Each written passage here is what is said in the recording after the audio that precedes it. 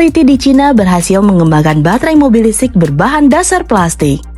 Inovasi ini sontak menjadi sorotan di berbagai media kredibel karena diklaim mampu menghadirkan tingkat keamanan tinggi serta tetap stabil dalam rentang suhu yang sangat ekstrim. Siapa tim di balik riset ini? Bagaimana cara kerjanya? Dan sejauh mana kesiapan teknologi tersebut untuk digunakan pada kendaraan listrik massal? Simak videonya, kita akan bahas satu persatu.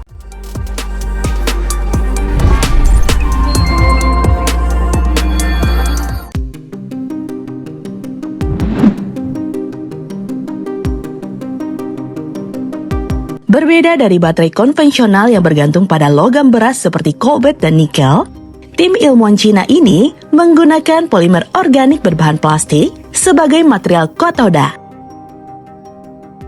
Penelitian tersebut dipublikasikan dalam jurnal Nature edisi 18 Februari 2026. Riset ini dipimpin oleh Profesor Kun Yinhua dari Tianjin University dan Profesor Huang Fei dari South China University of Technology. Mereka berhasil menciptakan baterai organik dengan mengganti material logam pada katoda menggunakan senyawa polimer bernama PDFDO.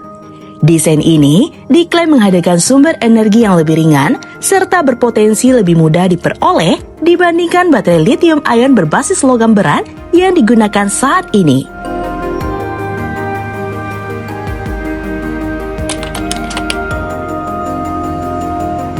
Salah satu keunggulan dari baterai berbasis polimer ini adalah kemampuannya bekerja di rentang suhu yang sangat luas. Baterai tersebut terbukti tetap berfungsi di suhu rendah minus 94 derajat Fahrenheit atau minus 70 derajat Celcius hingga 176 derajat Fahrenheit atau setara dengan 80 derajat Celcius.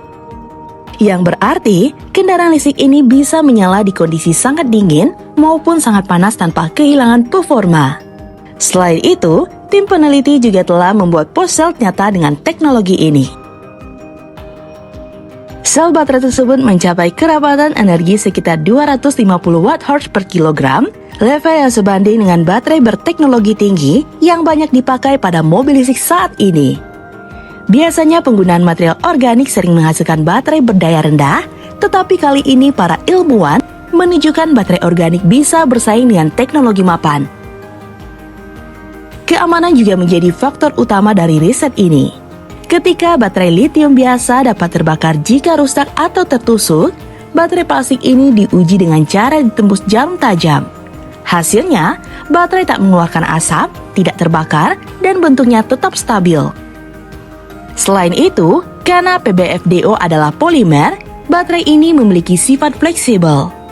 Ilmuwan menemukan bahwa baterai ini bisa dibengkokkan, ditarik, maupun ditekan tanpa pecah.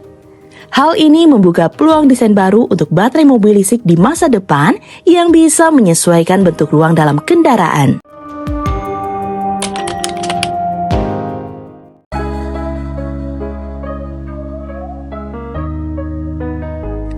Meski demikian, teknologi ini masih berada pada tahap prototipe laboratorium. Belum ada pengumuman mengenai produksi massal, kerjasama dengan produsen otomotif maupun jadwal komersialisasi. Dalam industri kendaraan listrik, tahap transisi dari prototipe menuju produksi massal memerlukan pengujian lanjutan terkait siklus pengisian, degradasi jangka panjang, serta validasi manufaktur skala besar. Jika dibandingkan dengan baterai lithium ion konvensional yang saat ini mendominasi pasar, teknologi berbasis polimer ini menawarkan pendekatan berbeda dalam desain material katoda.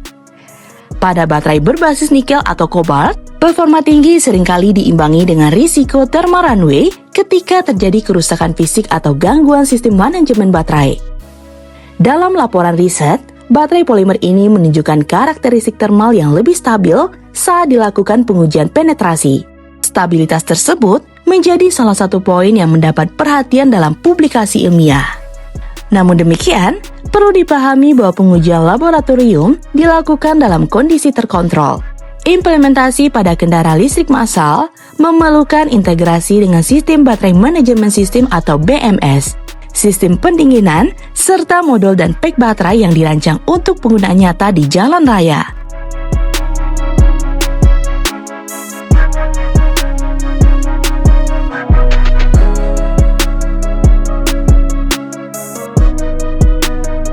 Selain riset baterai organik ini, berbagai institusi dan perusahaan juga tengah mengembangkan baterai solid state yang menjanjikan kepadatan energi lebih tinggi serta peningkatan keamanan karena menggunakan elektrolit padat. Di sisi lain, baterai sodium ion juga mulai diuji sebagai alternatif yang lebih terjangkau karena tidak bergantung pada litium.